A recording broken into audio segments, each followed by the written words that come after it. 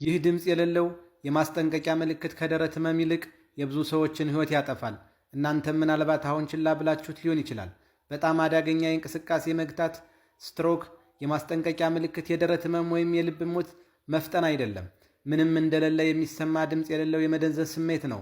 ነገር ግን አእምሯችሁ እርዳታ ለማግኘት የሚጮህበት መንገድ ነው። ሕይወታችሁን ሊታደጉ የሚችሉ 9 ምልክቶች እነሆ። የፊት መደፋት ወይም መኮማተር፣ የአንዱ ጎን ፊት በድንገት እንደሚቀልጥ ነገር ይንጠለጠላል።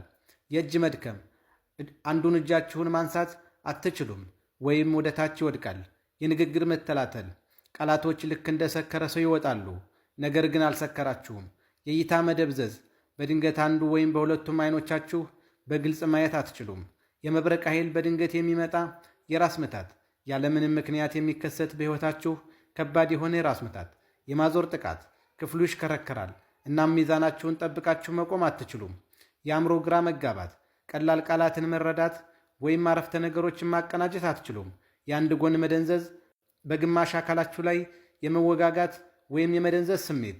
የመራመድ ችግር፣ እግሮቻችሁ የ1000 ፓውንድ ክብደት ያላቸው ያህል ይሰማችኋል።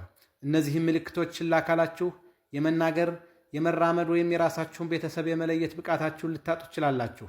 ነገር ግን በጊዜው ካወቃችሁት የስትሮክ አደጋን ገና ሲጀምር ማስቆም ትችላላችሁ። ለበለጠ መረጃ የመደመር ምልክቱን በመጫን ቤተሰብ ይሁኑ። እንዲሁም ለሚያስፈልገው ሰው ሸር፣ ኮፒ ሊንክ በማድረግ ማጋራታችሁን እንዳትረሱ።